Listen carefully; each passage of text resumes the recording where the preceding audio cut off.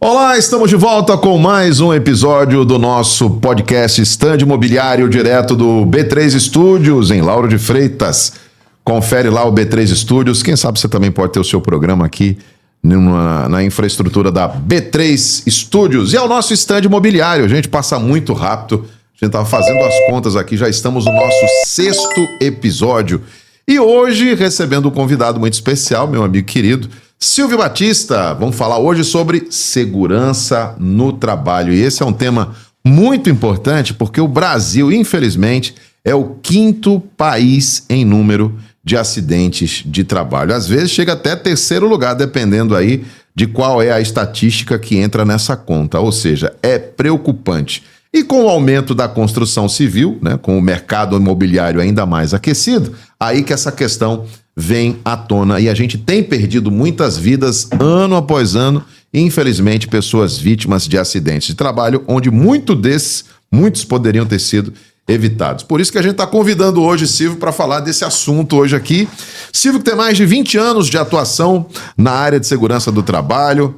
Ele é técnico de segurança do trabalho, também de meio ambiente, é gestor ambiental, bacharel de engenharia ambiental, pós-graduado em segurança do trabalho e, além disso, o homem ainda é perito judicial, é o nosso convidado de hoje. Bem-vindo ao Stand Imobiliário, Silvio. Satisfação em estar aqui com você, Júnior, e principalmente falando de um assunto muito importante que é a segurança no trabalho. Então, estamos aí. Pois é, eu falei algumas estatísticas aqui, são reais, né, Silvio? A gente estava, inclusive, conversando um pouco antes aqui do nosso podcast começar, né? O quanto a gente deve começar a se preocupar ainda mais, né? Essas normas, fiscalização, segurança, conscientização, até porque grande parte desses acidentes, a irresponsabilidade é do próprio trabalhador. Então precisa ter realmente uma campanha de conscientização ou uma conscientização, né, geral da importância de se proteger para o serviço. Dentre esses acidentes, eu trouxe aqui algumas estatísticas para compartilhar com vocês. Acidentes mais frequentes na construção civil, a gente nem está falando aqui de outras áreas, mas dentro da construção civil, fraturas, 26%, cortes, feridas, 18%, escoriações, os machucados, né? Quase 10%, e contusões, quase 9%. Olha que são, né, acontecimentos que inflam esses números e que podem matar. Fraturas, cortes e feridas, escoriações e contusões. Agora falando de Bahia, esses acidentes anuais, inclusive os notificados e os subnotificados, que é aqueles que não entram na estatística porque não chega no hospital, né, não é uma empresa que está prestando ali aquele serviço. Então, esses números não são computados. Então, tem um extra, que são as subnotificações, e a principal faixa etária desses acidentes aqui na Bahia está entre 30 e 39 anos de idade. Que deveriam ser pessoas mais maduras, né? A gente está falando de pessoas de 30 a 39 anos de idade, não de 18, 19, mas talvez o excesso de confiança dessa faixa etária de idade é que seja o grande vilão desses acidentes. Mas vamos falar aqui com o Silvio para começar o nosso programa. Silvio, a gente tem vários momentos aqui, tem o capacete, bota o capacete que lá vem tijolada, tem os nossos tijolinhos lá no final do programa. Eu vou perguntar para você, para quem que você bota um tijolinho, para quem que você tira um tijolo, o que está contribuindo, o que não está contribuindo com o mercado de segurança do trabalho. Tem perguntas também dos nossos seguidores que mandaram perguntas aqui. A gente abriu a caixinha de pergunta lá no nosso Instagram. Se você não está seguindo ainda, Stand Imobiliário Oficial, segue a gente aí no Instagram. Se inscreve aqui no nosso canal se esse vídeo de alguma forma chegou até você. Se inscreve, ativa as notificações, compartilhe também com os amigos, com a família, para todo mundo que precisa conhecer mais um pouco sobre segurança do trabalho. Silvio, a gente vai chegar a muita gente, né, através desse programa, e nunca é suficiente ter informação, né, sobre segurança do trabalho. Você que já está na área há mais de 20 anos, por mais que você se informe, por mais que você tente esclarecer, ainda falta muita coisa, né? Com certeza. E uma das coisas que está faltando muito é a conscientização do trabalhador, né? Ele que está exposto ao risco, então o trabalhador ele tem que, a partir do momento que ele recebe as orientações de segurança, aqueles procedimentos que é para ele estar seguindo, ele não pode em nenhum momento negligenciar. Porque quando ele deixa de seguir um procedimento, o uso correto de um equipamento de segurança, ele está colocando a vida dele em risco. E um dos pontos que você falou na área da construção civil, relacionado ao trabalho em altura, é um dos fatores que leva muitos trabalhadores a perder a vida. Porque não faz o uso do cinto de forma correta, não atrela o cinto na linha de vida e não segue a orientação que o técnico de segurança passa para ele. E aí, dentro disso aí, Silvio, vai aproveitando já esse gancho seu aí, isso é falta de conhecimento ou é irresponsabilidade de quem está ali fazendo aquele serviço? Júnior, creio que falta de conhecimento nem tanto, porque toda obra tem um técnico de segurança que dá o treinamento adequado para o colaborador utilizar o cinto. Só que tem alguns colaboradores que chegam já sei utilizar. A vestimenta do cinto, ele tem que vestir de uma forma adequada, justa ao corpo, não deixar nenhum ponto folgado, porque se ele deixar essa folga pode gerar uma lesão a depender da queda que ele tiver. Então tem uns fatores de queda que pode ser muito agravante para o colaborador. Então, você acredita que hoje, dentro do seu conhecimento, a irresponsabilidade causa mais acidente do que a questão da falta de conhecimento? Sim, porque, ou seja, a NR35, ela obriga a empresa a dar um treinamento de 8 horas, uma carga horária de 8 horas. O colaborador está dentro da sala recebendo a orientação teórica e depois tem que fazer a prática. Então, algumas empresas obrigada a fazer essa prática a um colaborador para testar, para que ele tenha o conhecimento prático na hora de vestir o cinto, ensinar o colaborador como fazer a utilização da linha de vida. Então, todos esses fatores importantes para isso. Então, no momento que eu estou realizando a atividade e deixo de atrelar meu cinto à linha de vida, ou isso aqui está me incomodando, esse cinto está me incomodando, então eu não vou utilizar ele. Está me atrapalhando a realizar minha atividade. Ele não atrapalha, ele está ali para poder te auxiliar caso venha você sofrer uma queda de altura. Você falou agora que toda obra tem, por exemplo, mas se eu fiz agora, no começo do ano, eu fiz esse treinamento. Vou para uma segunda obra no segundo semestre. Eu tenho que fazer de novo ou eu já fiz, é emitido um certificado? Como é que funciona isso? Bom, ao final da conclusão do curso, você recebe um certificado, ele tem uma validade de 2 anos. Então, esse colaborador ele está apto, durante 2 anos, a realizar aquela atividade com a validação de sua certificação. Ele tem que apresentar aonde ele vai estar chegando. E cabe ao profissional da área de segurança do trabalho validar ou até mesmo tirar a conclusão se realmente esse colaborador foi treinado ou só ele tem um certificado ali e não passou por nenhuma aula prática para poder fazer a utilização do cinto. Falando nisso aqui, eu comecei o programa falando sobre fraturas, cortes, escoriações, contusões. Isso tudo acontece ainda. Grande parte é realmente irresponsabilidade, porque a gente está falando aqui de corte que poderia ser evitado, não sei, com luvas, por exemplo, com uso de luva, fratura, não sei, um equipamento de proteção, não sei se cotoveleira, joelheira, existe isso também? Bota, como é que funciona? Bom, existem inúmeros EPIs para determinadas atividades. Gente aqui no nosso cenário tem um exemplo deles aqui, né? Tem o capacete, justamente. Na área de construção civil, existe calçados, luvas e o capacete e a sinalização de identificação, que são os coletes ou até mesmo fardamento com refletivo. E aí, no momento que ele está realizando atividade com, um exemplo, uma policorte, ele tem que ser treinado na utilização daquele equipamento pela NR12. Então, a NR12 que ela fala são normas específicas para máquinas e equipamentos, tem trechos que tem que ser aplicado para que o colaborador utilize aquele equipamento sem se colocar em condições de risco e sofra um acidente. Então tá aí. Trabalhos caseiros, que é uma coisa que a gente estava conversando fora do ar aqui, quando a gente se mete ali a consertar coisas dentro de casa, que aí já não é mais na construção civil, lá na empresa, do qual você recebe treinamento. E aí você compra em qualquer loja hoje aí de variedades uma furadeira, um martelo, um alicate, uma marreta, uma chave de fenda. Você compra facilmente em qualquer loja para fazer esses consertozinhos de manutenção dentro de casa. Antes de fazer alguma coisa, tem alguma dica? Sei lá, vai num livro, num canal de YouTube, antes, para ver direitinho se certificar. É bom também, quando você comprar essas coisas, também comprar lá na loja, né, a luva, comprar também o capacete, para ter em casa também, além da ferramenta, também tem os equipamentos? Bom, dentro da nossa residência, a gente faz de tudo um pouco, né? Tenta fazer manutenção para ter aquela economia.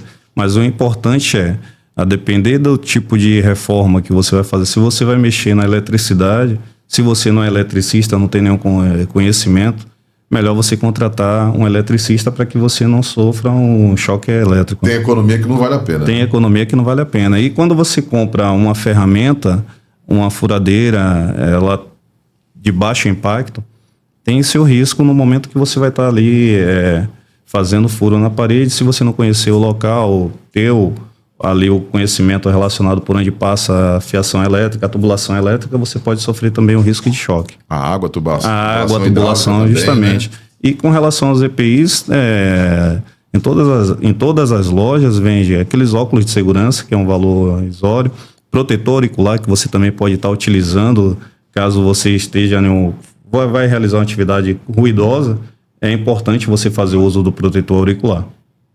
Boa. Então você aí, meu amigo, que é metido, assim como eu também, a fazer coisa dentro de casa, confesso que desses todos que você falou aí, eu só tenho uma luva, viu?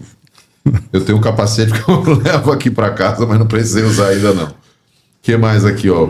O uso de EPI, quando é que o uso de EPI ele é obrigatório? Ou ele é obrigatório de todo jeito? Ou tem situação que sim, tem situação que não?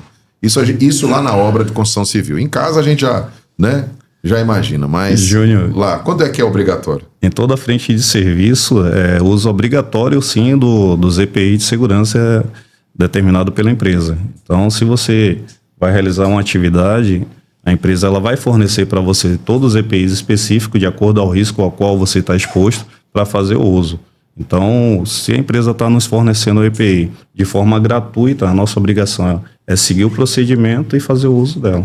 Você até me trouxe aqui uma coisa, que é o seguinte: quem que é responsável por isso? Você falou agora de a empresa vai fornecer o material. A obrigação é da empresa ou do empregado de ter o equipamento dele? Vamos lá. Como é que funciona isso? O colaborador contratado por uma empresa, toda empresa ela é obrigada a fornecer o EPI específico para a atividade de forma gratuita. E qual é a obrigação do trabalhador? Usar apenas para a atividade a qual se destina, guardar, conservar e fazer a higienização do seu EPI. E comunicar qualquer alteração que torne-o impróprio para uso. Tipo um capacete, sofreu uma tijolada, trincou ali, não serve mais. Rasgou a ponta do dedo ali da luva. Tem que fazer substituição. Bota a mesma coisa. Bota da mesma forma. E essa substituição é por conta da empresa ou você usou ruim aí o equipamento? Não, a empresa ela tem que fazer a substituição. Vamos lá. A luva, a depender do desgaste dessa luva, se o cara pegou a luva hoje, o colaborador pegou a luva hoje, rasgou a luva, ele não vai ficar exposto ao risco, ele tem que ir lá comunicar ao técnico de segurança do trabalho a substituição. Se o capacete sofreu alguma lesão ou uma rachadura, ele já ficou impróprio para uso, então tem que ser feita a substituição dele. Da mesma forma, o protetor auricular, ele tem uma validade de 90 dias, porém as pessoas não utilizam esse protetor durante os 90 dias, leva mais tempo, porque não tem um conhecimento. Então, o de inserção. Já o concho, o abafador, ele tem uma durabilidade de no mínimo de 6 meses a 8 meses. Aquele que parece com fone de ouvido, Isso, aquele que parece com fone de ouvido. Então, cada EPI ele tem sua data de validade. E tem um CA, que é a certificação de aprovação, que a gente tem que, da área de segurança, tem que fazer o acompanhamento de todos os EPIs que é fornecido para os colaboradores e verificando se estão válidos. Se não tiver válido, a gente tem que consultar se já tem alguma nota técnica, se tem algum número de processo para renovação junto ao Ministério do Trabalho. Para poder a gente continuar fornecendo para eu confesso que eu não sei, mas você falou agora há pouco, assim que acontece alguma coisa com o equipamento, que o funcionário deve procurar o pessoal da segurança do trabalho. É obrigatório em toda a obra ter o setor de segurança do trabalho? Ele está ali presente ou é algo que ele vem no começo do expediente e depois daqui a pouquinho ele volta? Como é que é isso, Silvio? Não. Existe a área técnica, a depender da quantidade de funcionários que tem em uma obra, acima de 20 e 25 funcionários tem que ter um técnico de segurança do trabalho Fixo. acompanhando a letividade. Ou seja, passando todas as orientações de segurança para os colaboradores, fiscalizando a utilização dos EPIs. Então, tem obras que tem técnicos, não vai ficar full time, ele vai ficar em loco, acompanhando a atividade nas obras e passando a orientação, fazendo o levantamento da necessidade, do que está faltando na obra para poder levar. E tem essa coisa, por exemplo, de reincidência. Eu estou lá na obra, eu sou o fiscal, né, da segurança do trabalho. E aí eu identifiquei um trabalhador que está ali usando da irresponsabilidade. Ele foi notificado, eu acho que é isso, é notificado? Ele foi notificado de novo, porque no outro dia de novo ele fez alguma coisa. Aí tem alguma punição? Ou como é que funciona isso daí também? Júnior, a punição é você fazer uma conscientização com ele, um diálogo comportamental. Se você pegou o colaborador realizando atividade, se expondo ao risco por várias vezes, é o momento de você trazer ele para dentro da sala e aplicar um treinamento, conscientizando ele sobre o risco ao qual ele está exposto. Então, a gente tenta, de todas as formas, conscientizar o colaborador relacionado ao risco para que ele não sofra um acidente. E o valor primordial é a vida, né? E, além disso, tem as pessoas que dependem dele que está aguardando em casa, que é a família. Isso dá justa causa? Dá, sim. Isso aí é a aplicação do PAD. A partir do momento que você faz o primeiro passo de orientar o colaborador, que é a primeira advertência verbal, persistiu no erro, ele vai receber novamente mais uma orientação. Foi pego mais uma vez, aí a supervisão, liderança dele, aplica uma advertência e já está na montagem do PAD. Na quarta tem a suspensão de 2, 3 dias e no retorno a demissão por justa causa. Então tá aí, ó. Você, meu amigo irresponsável, pode acabar perdendo o emprego ou a vida, né? Ou uma coisa ou outra. Você pode perder a vida por irresponsabilidade ou levar a demissão por justa causa. O uso do EPI, quais são obrigatórios e quais são os ignorados? A pergunta que eu separei aqui. Os obrigatórios. E qual que é ignorado? Pronto. O obrigatório a gente já sabe, mais ou menos, né? Mas o que é aquele que é ignorado? Um EPI que é ignorado, que as pessoas subestimam ele, não costumam a usar e tem o seu papel importante. Júnior, isso depende muito, mas na obra da construção civil, o mais ignorado é a luva pelos pedreiros. Ele fala que atrapalha. Então, ele precisa ter o tato. Então, a utilização da luva é o mais ignorado e coloca a mão deles sempre exposta ao risco. Outra dúvida que eu tenho nesse sentido da luva aí, porque eu vejo luva de lã, vejo luva de couro, vejo luvas de modelos diferentes. Cada uma é para uma atividade diferente? Cada uma é para uma atividade diferente. Existem inúmeros tipos de luvas. Então, a luva nitrílica, a luva de raspa, que é a mesma vaqueta.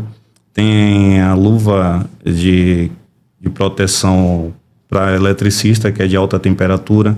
Tem as químicas, que é específica para determinado tipo de produto. Tem uma de PVC, que você só vai estar manipulando o ácido. Então, são inúmeros tipos de luvas. E para a área de limpeza, tem luvas de limpeza de superfície, tem luvas para limpeza em vasos sanitários, que é utilizados também, tem uma categoria de luvas para cada atividade que a gente vai estar exercendo. Então, tem uma que é uma de pano, que é conhecida como a pigmentada, que é a mais utilizada também na área de construção civil. Luva pigmentada. É uma luva de tecido com a parte toda pigmentada com as borrachinhas que dá tato. Então não tem desculpa, né? Não tem desculpa para então, você não utilizar um EPI. Talvez então seja o uso da luva errada, dizer que perde o tato por conta disso, seria o uso da luva inadequada? Não, eu creio que não. Eu creio que o próprio colaborador é resistente a não utilizar o EPI. Aí agora você vai defender a classe aí agora, viu, Silvio? Segurança do trabalho. Essa que a gente está falando aqui dos equipamentos, de ter alguém lá, de uma pessoa contratada, uma empresa contratada, para dar essa segurança. É um investimento ou é um prejuízo? Júnior, boa pergunta. Segurança do trabalho. Eu me recordo que eu escutei muito. Quando não se tem, é um bem necessário. E quando se tem, é um mal necessário. Porque eles acham que está pagando uma pessoa que não faz nada. Pelo contrário, o técnico de segurança, ele está ali sempre orientando os colaboradores. É a pessoa que está cuidando da parte documental da empresa, tem a parte de validação e a fiscalização que é cobrada principalmente pelo Ministério do Trabalho. Se tiver uma fiscalização dentro de uma empresa, a primeira pessoa a ser procurada vai ser o técnico de segurança para poder estar passando ali toda a documentação legal. Se os colaboradores estão treinados, têm conhecimento relacionado ao risco. Então, o técnico de segurança é uma das peças fundamentais dentro de uma empresa. Então tá aí, ó.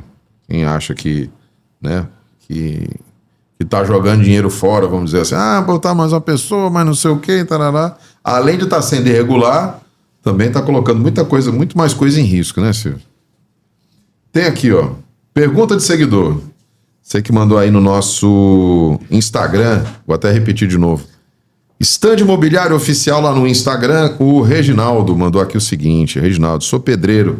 Quem é o responsável quando acontece um acidente na obra? Quem é a pessoa responsável? É o encarregado? É o próprio funcionário? É o engenheiro da obra? Júnior. É o técnico de segurança que pode ser responsabilizado também, não sei. Pode ser, sim. O técnico de segurança ele pode ser responsabilizado se ele não passar as orientações corretas para o trabalhador. Então... Tudo é certificado, é isso? Tudo certificado, tudo certificado. Então, todo trabalhador, quando ele entra para exercer suas atividades, ele passa por um período de integração para conhecer sobre normas e procedimentos da empresa e a conduta relacionada à utilização dos EPIs, que são a parte de segurança. Então, o colaborador que se envolve em um acidente por não fazer o uso do EPI, por não seguir os procedimentos estabelecidos pela empresa, no ato da investigação desse acidente, é caracterizado, ou se foi uma negligência da empresa que conhecia o risco e não tomou nenhuma medida administrativa para tratar aquele risco, ou se o colaborador, pelo fato dele ter a autoconfiança, isso não acontece comigo, se expõe ao risco, aí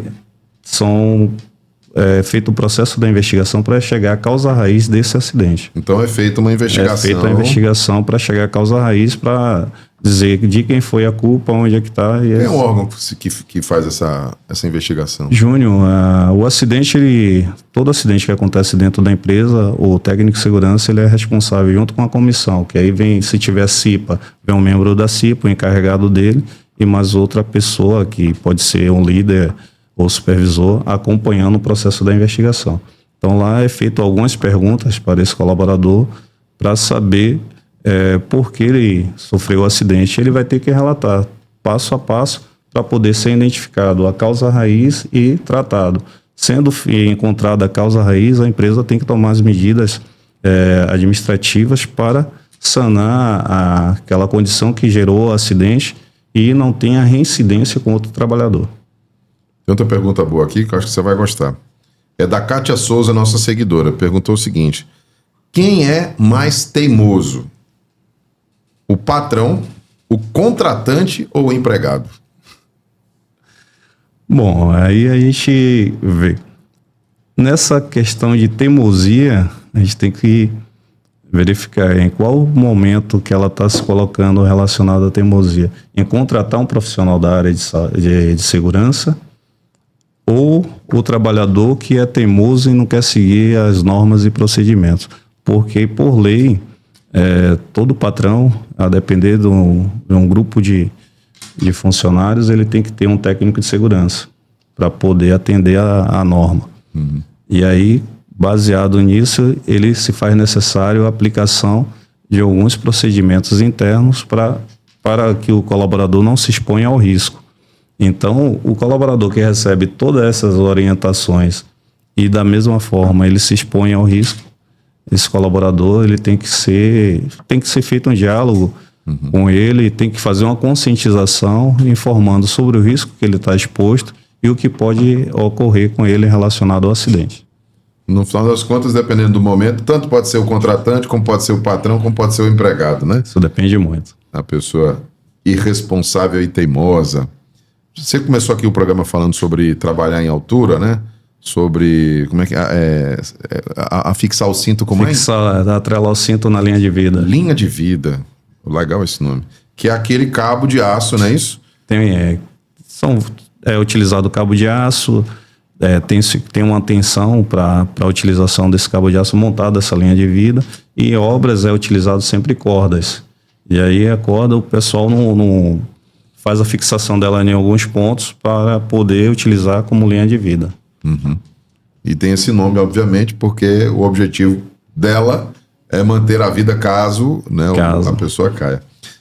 Esse é o maior risco, como você falou, da construção civil hoje, esse trabalho em altura, quando vai, sei lá, fazer acabamento, pintura do lado de fora, azulejamento de prédio, por exemplo. É o maior... É um dos maiores riscos. E os profissionais expostos a esse risco, ele tem que seguir todas as orientações que é passada para ele. Então, a montagem de um andaime para a realização dessa atividade em altura, tem que ter a certificação se o andaime está devidamente montado, se ele está ancorado, se o piso está bem fixado. Além do piso estar bem fixado, tem que ter o rodapé para que nenhuma peça ou ferramenta caia e atinja alguém que esteja passando embaixo. A área onde esse andaime está montado tem que estar isolada para evitar presença de pessoas que não tenham conhecimento relacionado ao risco esteja exposto. Então, tem que trabalhar em altura. Inclusive, até a gente colocou um vídeo, tem um vídeo, inclusive você comentou esse vídeo, que a gente colocou aqui no Instagram, mostrando como eram as construções em Nova York, lá em 1925. Se você não viu ainda, depois dá uma olhada aqui no nosso perfil do Instagram, tem esse título lá, Nova York em 1925. Onde o vídeo mostrava o pessoal trabalhando na obra na altura e desamarrado, sem linha de vida, sem capacete, sem nada, de sapato normal e andando por vigas a 80, 100 metros de altura, passando de uma passarela para outra.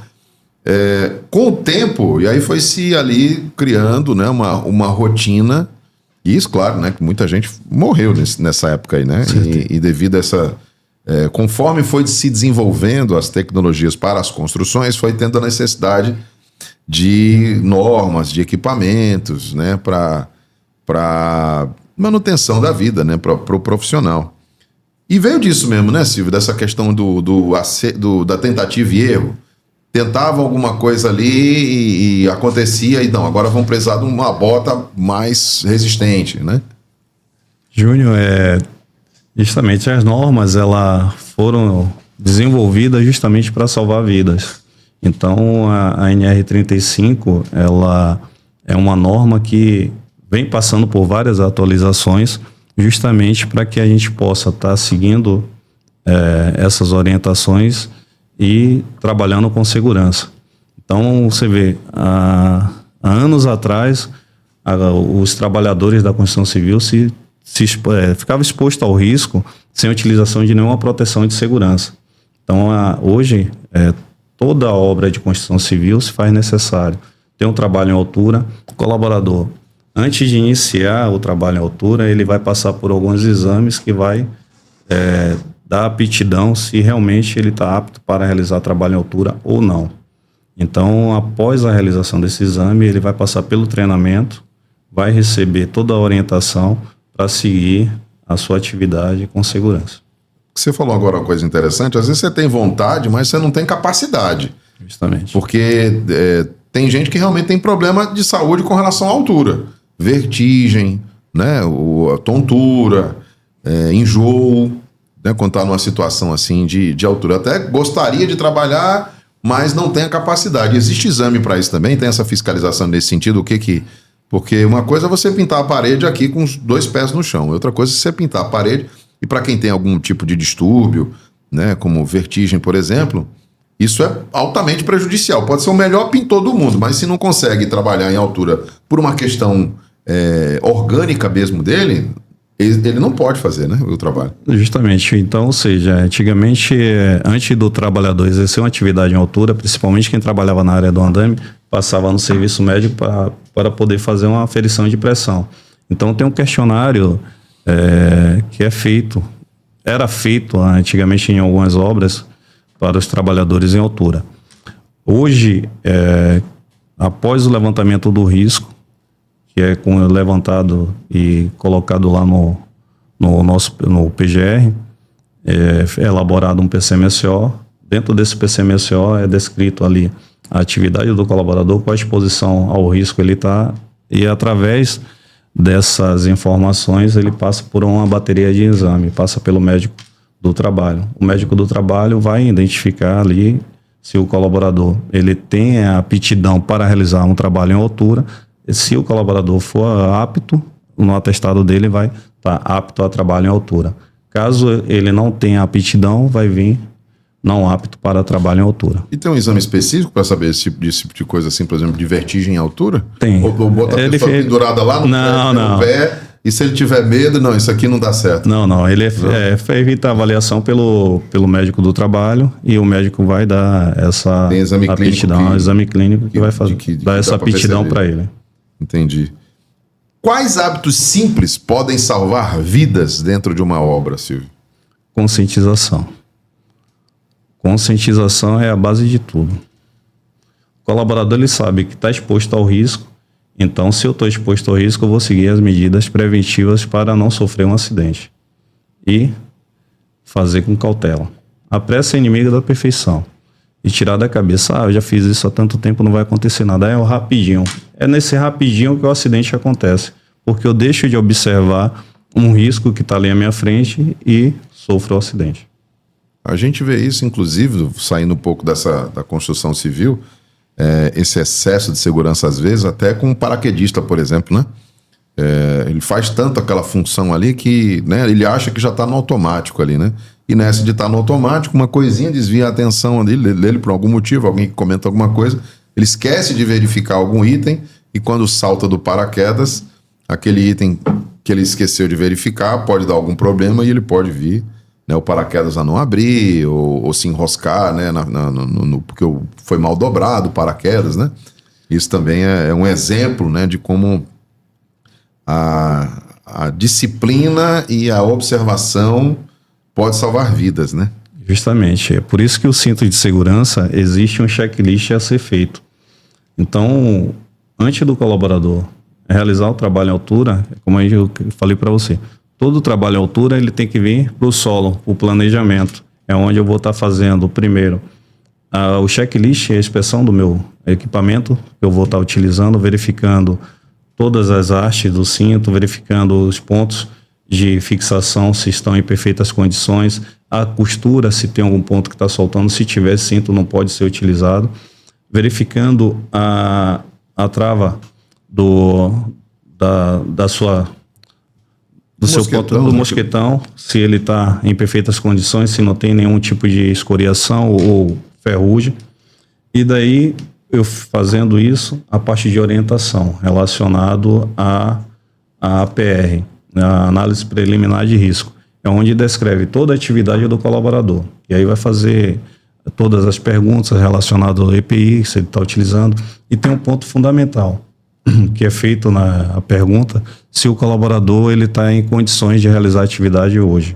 Se ele não tiver em condições, se ele não teve uma boa noite de sono, se ele está passando por algum problema que pode interferir nessa atividade, aí é o papel do técnico também identificar e automaticamente tirar esse colaborador para não realizar trabalho em altura, deixar ele no solo. Porque a partir do momento que eu não estou em condições de realizar um serviço e digo que estou, eu me coloco numa zona de perigo e posso sofrer um acidente. E colocar outras pessoas também em perigo. E colocar outras pessoas também em perigo. Ainda, né? E pode colocar outras pessoas também em perigo. O seguidor João Filho também fez pergunta aqui pra gente, ó. O que mudou na segurança do trabalho nos últimos anos? Muita coisa. Muita coisa. Principalmente as normas. E hoje o técnico de segurança do trabalho, além dele ser o fiscal de campo, ele passou a ser também a pessoa que trabalha em escritório. Conhecendo a norma, junto com a social, ele precisa fazer os lançamentos mensais. E aí ele tem que conhecer muito a parte de documentação. E essa parte de punição? A gente falou aqui de responsabilidade. É um inquérito policial, jurídico? Como é que funciona essa questão do acidente de trabalho? Já definida a responsabilidade de quem foi, quais são não sei se você tem essa informação, quais são as punições para a obra, para o funcionário, para o contratante, para a empresa realizadora? Quais são as punições hoje Júnior, vai muito da gravidade do acidente. Então, punições é a gravidade, ou seja, o trabalhador, ele, a depender da gravidade do acidente, ele vai ficar durante um período ali sem desenvolver atividade, ele pode ser direcionado para o INSS. Para a empresa, se ela não seguiu a aplicação das orientações de segurança e esse colaborador colocar na justiça, pode implicar para ela.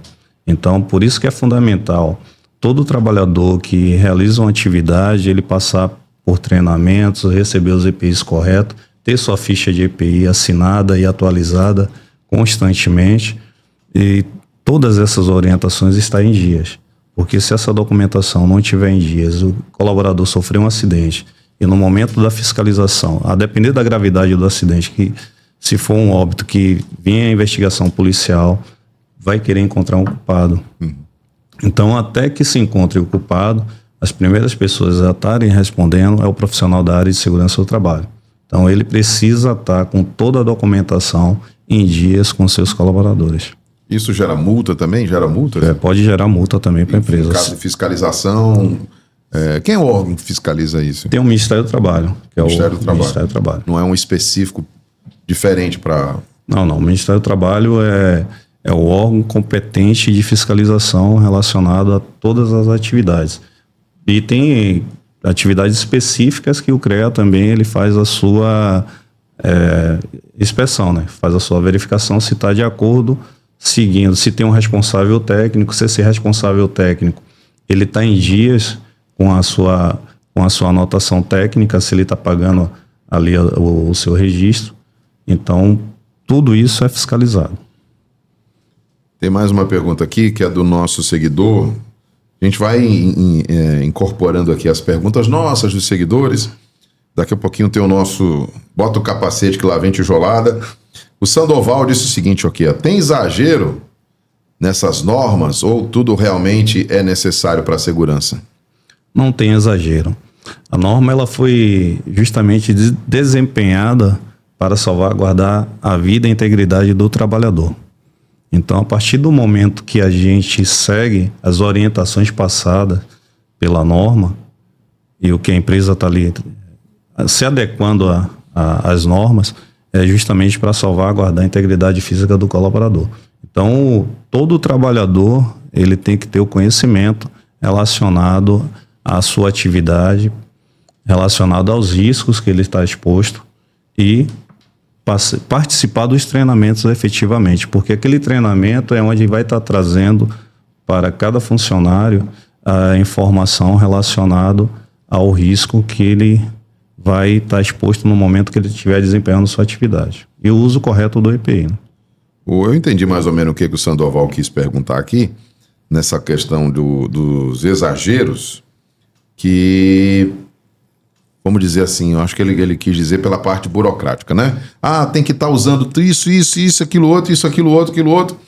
E aí nem todo mundo consegue estar cumprindo tudo isso ali ao mesmo tempo e que pode gerar multa, obviamente, numa fiscalização.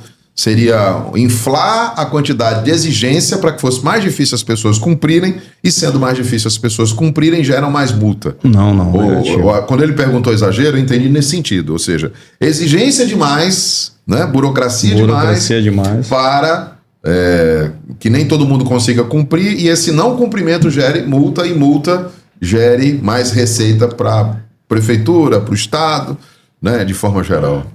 Bom, não é tanta burocracia, ou seja, se eu contrato um funcionário, eu tenho ali um funcionário que vai realizar atividade X.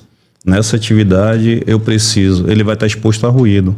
Eu preciso fornecer uma proteção auditiva. Então eu preciso dar um treinamento para esse colaborador, como é que ele vai fazer o uso dessa proteção auditiva de forma correta que vai atenuar a sua exposição ao risco. Então, a partir do momento que eu faço a entrega desse EPI, que eu treino esse colaborador, eu estou gerando uma evidência. Se por algum motivo esse colaborador for fazer um exame e teve uma perda, uma leve perda auditiva, e ele foi demitido da empresa, vai se fazer o quê? Ele vai buscar os direitos dele na justiça.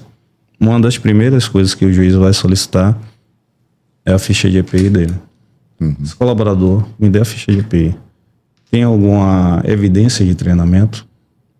Se a empresa tiver, como comprovar que foi fornecido, que esse colaborador recebeu todas as orientações, ela está coberta relacionada a isso. Então a norma, ela não está gerando nenhum tipo de burocracia para poder as pessoas não seguirem, mas sim seguir o que é certo, o correto para o trabalhador não se expor a esse risco. Eu entendi o Sandoval nesse sentido quando ele fala aqui em exagero, né? Ou seja, um excesso de solicitações para que nem todo mundo consiga cumprir, para que haja aí a aplicação de multa, e isso, lógico, enriquecer aí o Estado. Como é que o trabalhador... Existe alguma técnica, não sei se é assim a palavra, que o trabalhador, no caso do equipamento falhou, por uma questão de fabricação, está dentro do prazo, mas o equipamento falhou por uma questão de qualidade do equipamento, que pode acontecer. Tem alguma outra maneira dele se proteger quando o equipamento falha? Um subequipamento, eu falei agora do paraquedas, tem um paraquedas reserva. Né? Existe, por exemplo, o capacete. Bom, o capacete sofreu ali e no mesmo incidente, um tijolo bateu e eu caí da escada. Ou seja, aquele capacete ali já foi danificado no primeiro momento, e eu estou indo para a segunda queda dentro do mesmo acidente. Eu tenho alguma maneira ainda de me proteger ali, né? Tem alguma técnica específica, não sei, algo, ou um subequipamento que também deveria ser usado num caso desse, assim, não sei se essa pergunta acabou, assim, criando um filme, uma cena de filme, né? É um tijolo que bate na cabeça, você caiu da escada, o capacete já foi. E aí você agora tá caindo de uma escada. E sem o capacete, com o capacete, tem alguma técnica, tem como o trabalhador se proteger quando o equipamento ele falha? Júnior, tem a inspeção. Ou seja, se eu sei que o meu equipamento ele tá com defeito e eu não solicito a substituição, eu estou me expondo a uma condição de risco. Então, se eu tenho uma consciência que o meu capacete já foi danificado, para que eu não sofra uma lesão, eu tenho que buscar o setor de segurança para fazer a substituição desse capacete. Por exemplo, a gente fala aqui, por exemplo, você é motociclista e eu sou motociclista também. A gente sabe que tem, por exemplo, em caso de acidente, de cair, tem uma técnica de rolagem, por exemplo, para você, né, se ferir o mínimo possível. Como nas artes marciais também tem, né, um modo certo de você cair, um modo certo de você... Existe também algum treinamento nessa linha? Por exemplo, a gente tem o parkour aí, que é um esporte, né, francês, que tem técnicas de queda, por exemplo, de pulo, de salto, né, que ajudam a pessoa a saltar de um prédio para outro e ele sem impacto. Né? Existe algum treinamento nesse sentido também, assim, de uma maneira melhor de você cair dentro de um acidente, uma melhor maneira de você... Existe algum treinamento nessa linha ou ainda não foi implementado nada assim? Não foi nada implementado relacionado a esse tópico, porque a atividade ela é muito distinta. Então, o colaborador é o momento da gente fazer o quê? Análise preliminar do risco no ambiente de trabalho.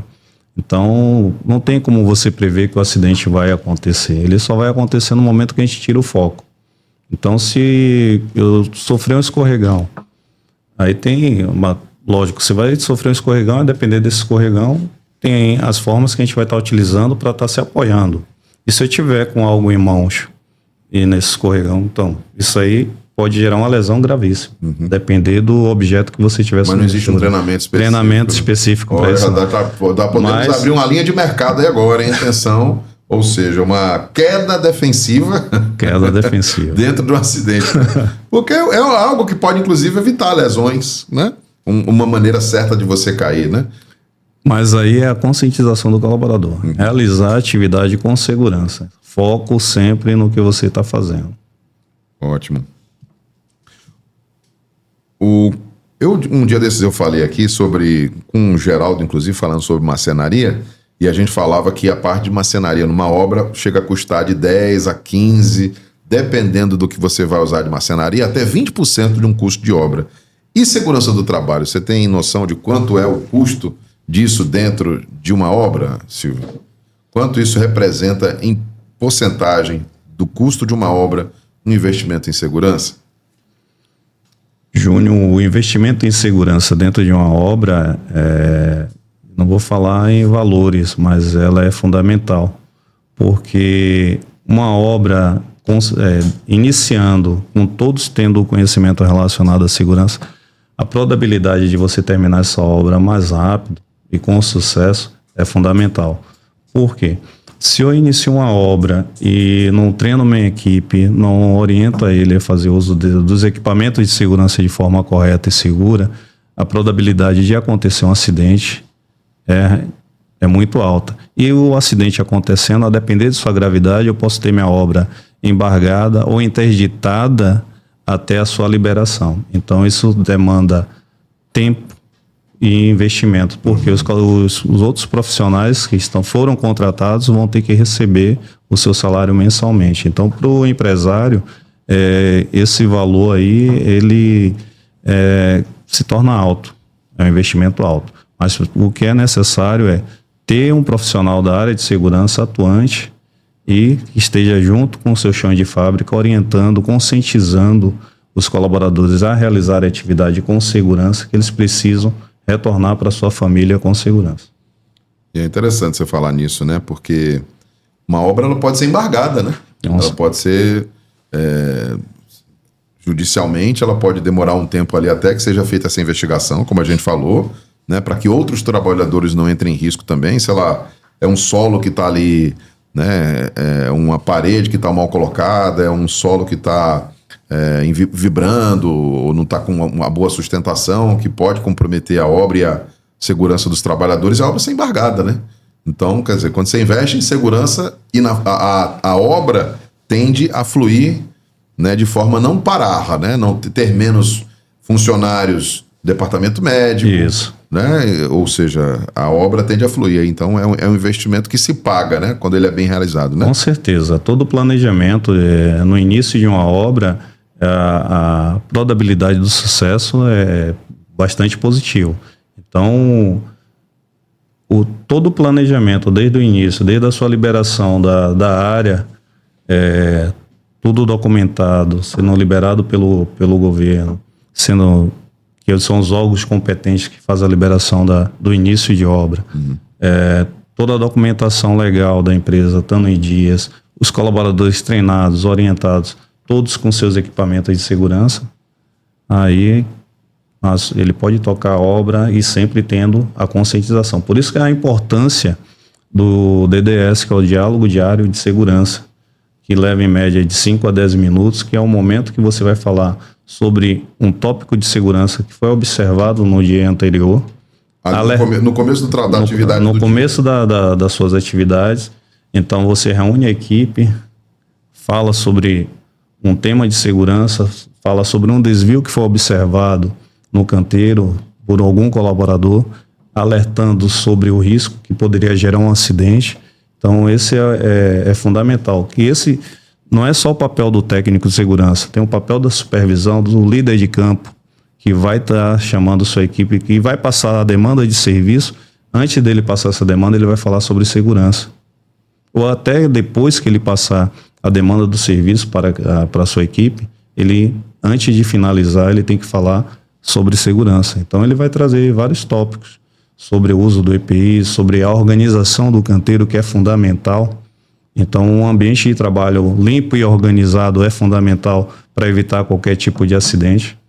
Então os colaboradores precisam se engajar dentro desse contexto. Isso é feito todo dia? É feito todo dia. O diálogo de segurança é feito todo dia, onde a gente vai falar sobre saúde, segurança e meio ambiente e outros temas relacionados ao trabalho também. Bom saber. Eu não conhecia.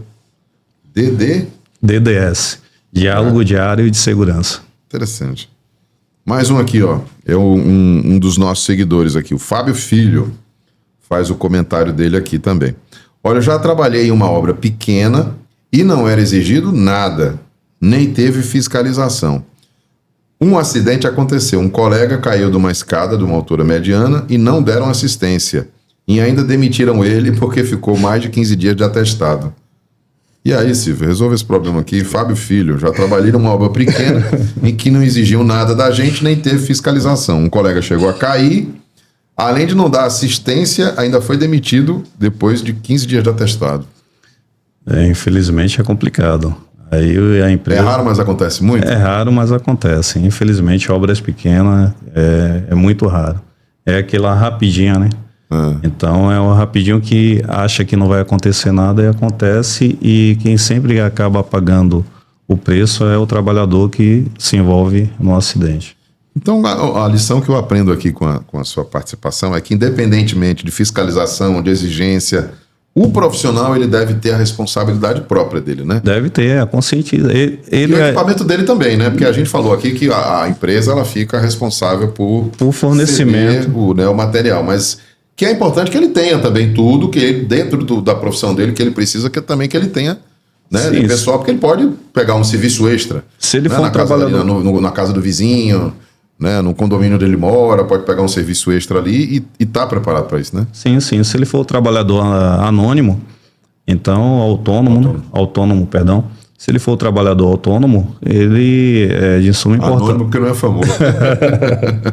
É de suma importância que ele faça a aquisição dos seus EPIs, porque ele sabe o risco que ele está exposto. E se ele não utilizar o EPI, ele pode sofrer uma lesão, e essa lesão vai impossibilitar dele realizar a atividade dele. Eu falei aqui agora essa questão de famoso e não famoso, até me lembrei aqui que eu já vi que tem um monte de pedreiro hoje, eletricista, que ficou famoso na internet, né? E tem canal no YouTube, tem perfil, né, no Instagram. E uma coisa que eu reparo é que não é muito comum a gente ver o pessoal, quando tá fazendo essas filmagens aí, falando sobre reboco, falando sobre maneira certa de colocar uma telha. É raro você ver uma pessoa ali com todo o checklist ali do que a gente imagina que seja o básico do básico de equipamento de proteção.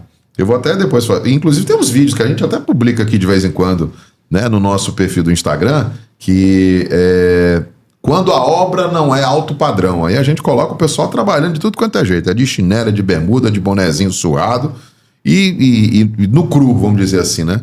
E não usa muito equipamento não. Pode se autuar alguém, por exemplo, nesse sentido, o cara tá lá na internet dando dicas de construção civil e ele não tá usando equipamento de proteção, pode se gerar alguma notificação, alguma coisa ou não? Júnior, eu creio que não, mas ele está mostrando o que não deve ser feito, né? Trabalhar de forma incorreta sem utilizar os EPIs. Por quê? O trabalhador da área civil, ele sempre pega serviços rápidos. Então, nem sempre ele tem ali a condição de estar comprando um calçado de segurança para estar utilizando, principalmente a bota, que ele está trabalhando com cimento e a parte molhada, enfim, no momento da preparação da massa, e esse calçado se desgasta rápido. Então, ou seja, se levar muito 3, 4 meses é um calçado de segurança. Então, o custo, às vezes, para ele se torna pesado. Mas para a empresa, uma empresa que tem o seu colaborador desenvolvendo essa atividade, está exposto ao risco, ela tem que fornecer sempre esse EPI para o colaborador. Mas nessa questão dos vídeos, ele está alertando, ele nos alerta sempre o que não deve ser feito. Então, a obra de alto padrão, a gente vê que o colaborador está ali utilizando todos os EPIs. E o de baixo padrão é justamente esses colaboradores que vai fazer o rapidinho ali para poder ganhar seu dinheiro. Mas no caso desses influencers que vão ali para o YouTube, para o Instagram, eles não podem ser notificados ali por não estarem utilizando o equipamento de proteção. Eu peço para eles que...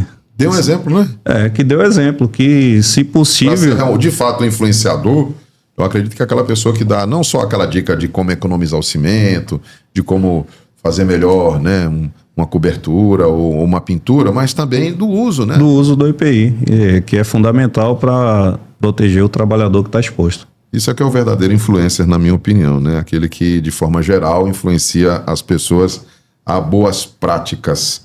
Profissional certificado, ele ganha mais? Tem mais espaço, tem um ganho real ou é apenas a segurança dele mesmo? Tem alguma diferença contratual, assim, um profissional que é certificado, ele tem, sei lá, 10 anos de profissão, sem sem nenhum acidente no trabalho, que tá ali ticado todos os itens todos os dias, ele tem uma diferenciação no mercado ou não? Dentro da área de segurança do trabalho são classificados o júnior, o técnico de segurança normal, o júnior, o pleno, o sênior. O sênior é o último patamar. E hoje a gente tem o quê? Os analistas de segurança do trabalho. E aí varia muito do tempo de experiência, de conhecimento, principalmente em documentação, em treinamentos, em elaboração de alguns programas que vão diferenciando o profissional da área e classificando relacionado a valores salarial. Mas isso aí é o técnico de segurança, né? O técnico de segurança. O funcionário, o pedreiro, por exemplo, contratado, não influencia na questão do ganho dele. Ter passado por vários cursos, isso não muda em nada, não. Júnior muda muito porque o profissional que passa por vários cursos, ele já conheceu várias novas técnicas para ser aplicada na área de construção civil e ele está valorizando ali a sua mão de obra. Então, ele está vendendo o serviço dele para ser bem remunerado. Então, todo profissional que faz um investimento em si próprio é o profissional que tem um destaque no mercado. É esse que vai buscar algo a mais para poder melhorar a sua renda. As empresas também procuram mais esse tipo de funcionário? Porque já tive uma boa relação com o Júnior ali. E o Júnior, ele cumpriu tudo direitinho, tá? Vamos trazer ele para essa obra aqui também. É um cartão de visita? Com certeza, com certeza. Todo profissional que desenvolve um bom trabalho no mercado de trabalho, ele é sempre recomendado. Então, esse profissional, ele é o cara que vai ser sempre cotado para todos os serviços que tiverem ali, porque a gente sabe que é um excelente profissional que não se expõe a nenhuma condição de risco. Tem um investimento, tem um conhecimento, tem as técnicas novas que ele está buscando aprimorar para poder ser feita a aplicação. Então, essa é a pessoa que sempre vai estar sendo requisitada ali no mercado.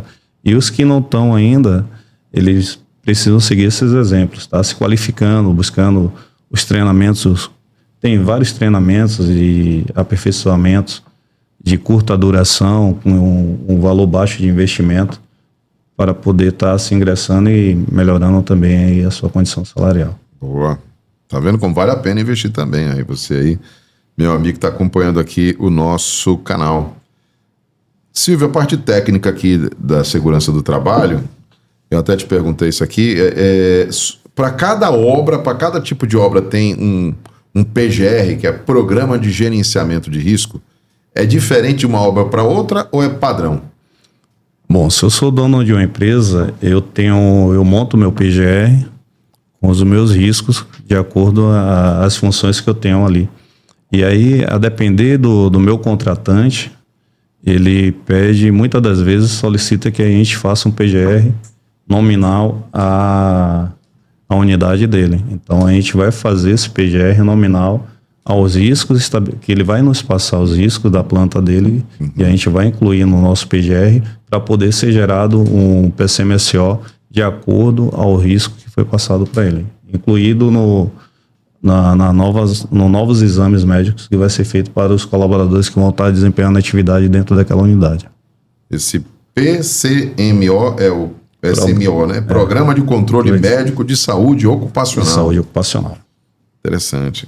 Quando a gente fala aqui de identificar os riscos, quer dizer, cada planta de obra já tem a ideia do que vai ser. Essa questão de altura, essa questão de se precisar cavar alguma coisa, né? Um túnel, por exemplo, uma garagem subterrânea, né? O escoramento, né? Isso. Com certeza. Os riscos que estão embutidos aí nessa. Principalmente em abertura de valas.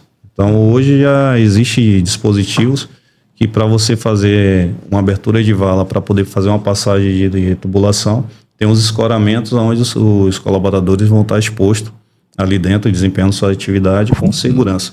Não vai ter nenhum fechamento daquela vala. Então, ou seja, para você abrir uma vala, você está ali utilizando a retro, fazendo a escavação, tem na norma que sempre solicita que 1 metro da borda você condicione todo o material que é retirado ali, justamente para evitar com que o solo ele assorie e automaticamente aterre o trabalhador que está ali dentro. E quando chega para vocês isso daí, foi um trabalho do engenheiro? É um trabalho do engenheiro que chega para vocês, olha, é isso aqui, o meu plano de risco aqui é esse daqui. Aí chega para vocês e aí você vai elaborar dentro daquilo dali. Na verdade, toda obra, ou seja, a gente tem que ter o conhecimento de todo o passo a passo do que vai acontecer e daí a gente propor as medidas de segurança a serem adotadas. Então, atividade em altura, a gente vai analisar, vai verificar quais são o tipo de atividade que vai ser executada, se o trabalhador vai estar trabalhando em andaime, se ele vai estar em fachada, principalmente se vai utilizar cadeirinha ou balancim. Então a gente vai ter que fazer toda a análise preliminar do risco e ir propondo ali as orientações. Mas para a montagem do PGR, se o colaborador vai trabalhar em altura, na descrição do cargo dele a gente já coloca que aquela função realiza trabalho em altura porque ela vai ser mensurada lá no PCMSO e na elaboração dos exames dele. E quando você fala isso, eu vou levar esse planejamento para quem? Quem é que vai receber esse planejamento aí? Tem algum órgão que eu levo isso para aprovação? Ou fica dentro da obra mesmo? Fica dentro da obra. Hoje o PGR e o PCMSO... Ele não tem que ser certificado por nenhum órgão fora antes, não? Não. O próprio profissional da área de segurança do trabalho, ele está habilitado, se ele tiver o conhecimento na elaboração do programa, aonde ele... Além de elaborar o programa, hoje o PGR ele tem o gerenciamento de risco. Então, ou seja, dentro do gerenciamento de risco, ele vai estar ali fazendo todo o levantamento, montando o GHE, ao qual o colaborador, cada função vai estar exposta dentro daquele GHE e, por último, ele vai montar o plano de ação. Quais são as medidas que a empresa vai ter que tomar para poder fazer, se precisar fazer uma avaliação de ruído, se precisar fazer uma avaliação química, se o colaborador está exposto a algum produto químico. A empresa ela vai ter que contratar profissionais da área para poder fazer essas medições, gerar os laudos, deixar armazenados junto com o seu PGR, porque se no momento de uma fiscalização, que a empresa receber uma fiscalização, ela solicitar toda essa documentação, e aí vai verificar se o PGR está aqui montado com todos os riscos que foram abordados. Tem um plano de ação. Nesse plano de ação, você cumpriu o que está escrito aqui. Se você cumpriu, eu quero ver as evidências. E dentro dessas evidências vai ser mensurado. Qual foi um exemplo? O ruído. O colaborador está exposto a um ruído acima de 85 decibéis.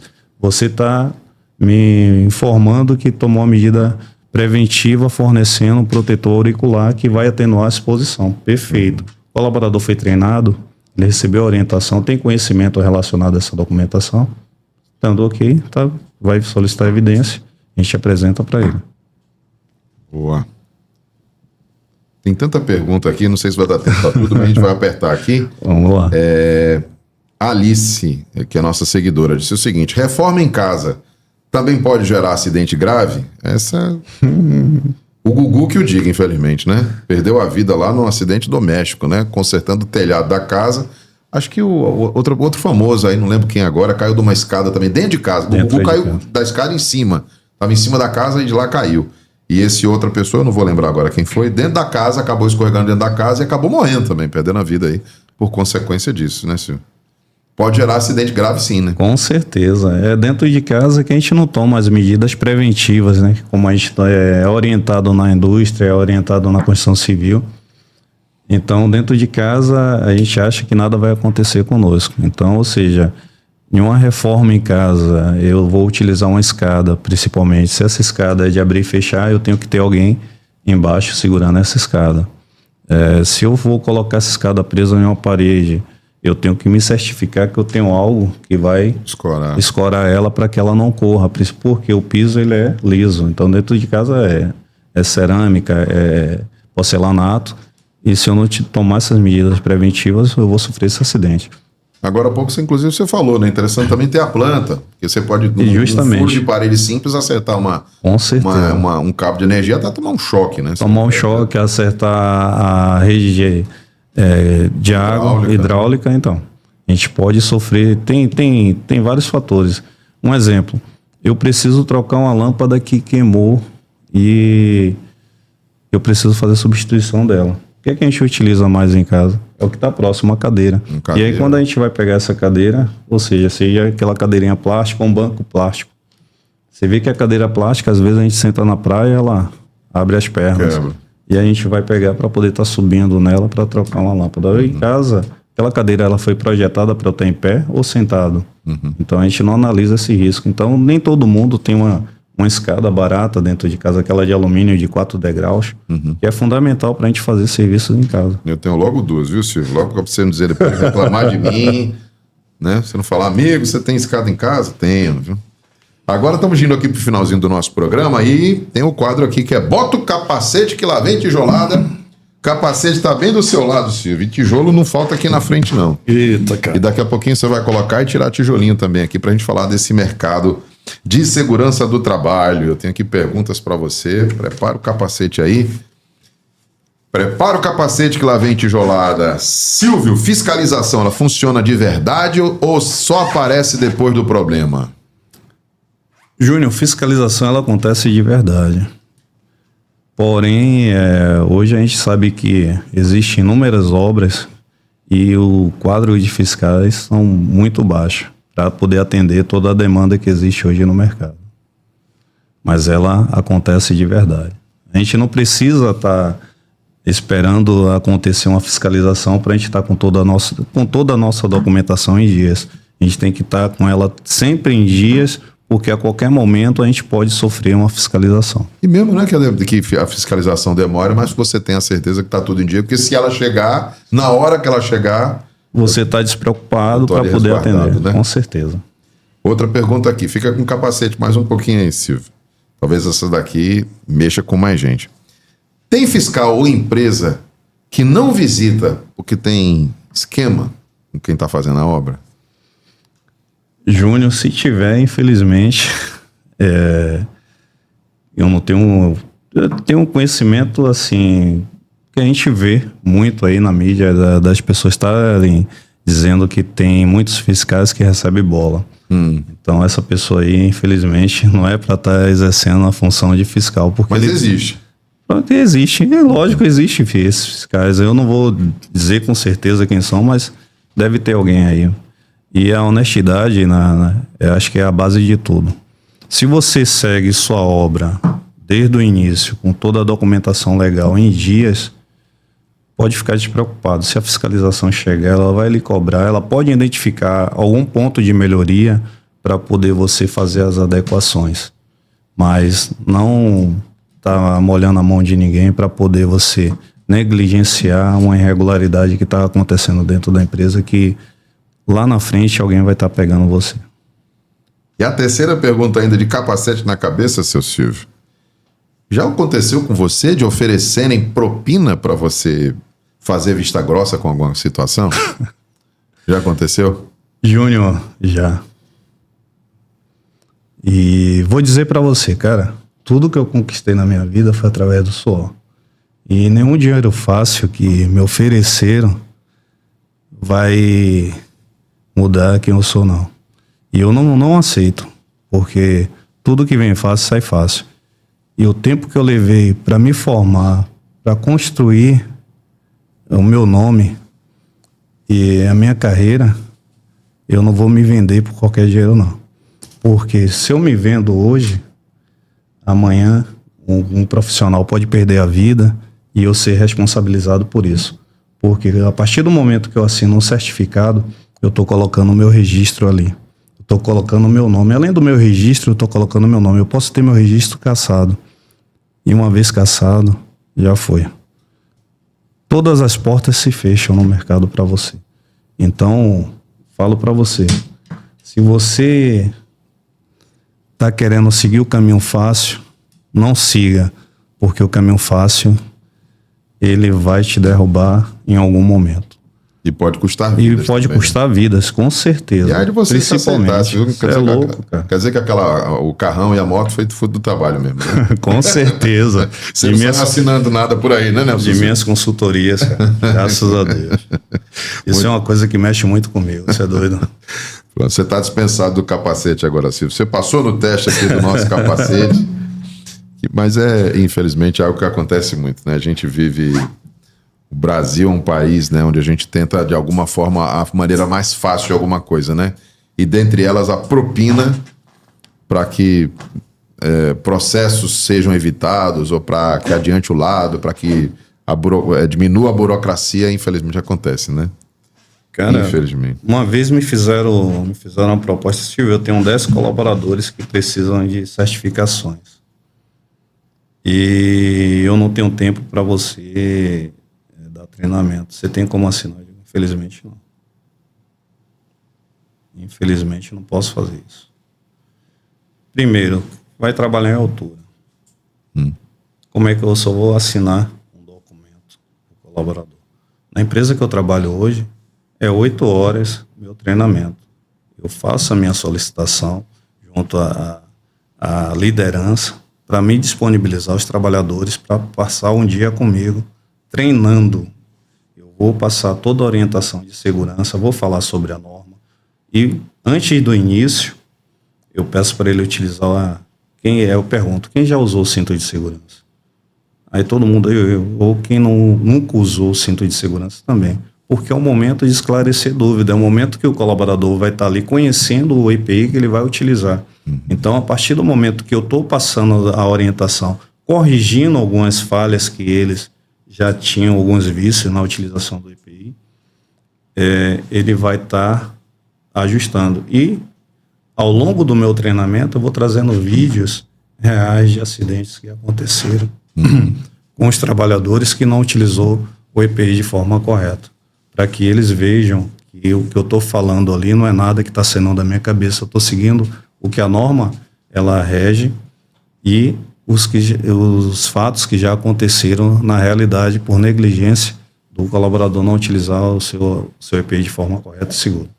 Agora você me deixou uma dúvida aqui, Silvio. Depois que essa pessoa lhe fez essa proposta aí, ela voltou atrás e recuou no tempo dele ou procurou outra pessoa que Procurou pudesse? outra pessoa, porque na verdade... Até achar alguém que pudesse assinar sem... Com certeza. Infelizmente, essa questão de você estar se vendendo por qualquer valor, por uma assinatura que acha que não vai dar nada, é onde acontece o acidente. Como é que eu vou certificar um cara que não passou pelo treinamento? Só assinar e entregar o documento para ele. É um risco muito grande, né? É um risco muito grande. Silvio, outro momento aqui do nosso programa, que a gente vai chegando já no finalzinho aqui, é botar e tirar o tijolinho aqui. A gente tem a nossa muretinha aqui e eu queria que você escolhesse primeiro uma coisa que está aí ajudando a construir o mercado de segurança do trabalho. Para isso, você coloca um tijolinho aqui e diz para a gente o que está contribuindo para o crescimento da segurança do trabalho nas construções, de forma geral, né? O que está contribuindo hoje? Para quem que você coloca um tijolinho no nosso murinho aí? Bom, Júnior, bota o tijolinho aí. Eu vou botar o tijolinho aqui para NR1, né? Ela passou por uma atualização recentemente, agora no dia 11, vai entrar em vigor em janeiro agora, 2026. De 2026, que ela está trazendo o fator psicossocial, né?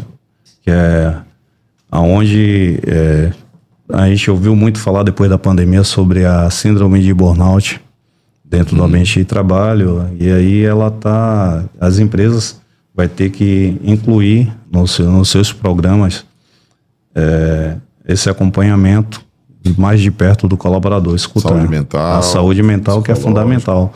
Então, ou seja, o trabalhador ele chega muitas das vezes dentro do ambiente de trabalho com um problema pessoal e o foco dele no desenvolvimento de suas atividades, ele não está 100% focado. E o índice de acontecer um acidente. E ela vai trazer aí essa preocupação, né? Justamente para que as empresas busquem estar mais próximo do seu colaborador, entenda ele e possa dar uma melhor assistência. Ótimo, excelente, boa. Mas tem coisa também que atrapalha o mercado, Silvio, e para isso a gente vai tirar um tijolinho. Você que está aí na vivência, O que não está ajudando o mercado? Para isso você vai tirar um tijolinho. Tira o tijolo, Silvio. Para quem você tira o tijolo? Tira para derrubar mesmo, hein? Negligência, a autoconfiança. A partir do momento que a gente se depara com uma pessoa muito autoconfiante, que é conhecedora de tudo, essa pessoa coloca tudo em risco e a vida de pessoas também em risco. Então essa negligência, ela é o que acaba na área dentro do ambiente de trabalho, na área da segurança do trabalho. Eu não sou detentor de todo o conhecimento, mas sempre vou em busca de obter um conhecimento para que eu possa aplicar no meu dia a dia. E aquele colaborador que a gente se depara, eu já fiz, isso aí nunca aconteceu comigo, que nada, eu não vou utilizar esse EPI não, isso aí me incomoda, cara. Isso aqui eu sei fazer de costas, faço até com a mão presa nas costas. Esse cara a gente tem que ter o máximo de cuidado. Essa negligência aí, infelizmente, ela ainda existe muito e essas pessoas precisam ser conscientizadas para não se envolver no risco. Boa. Conscientização, né?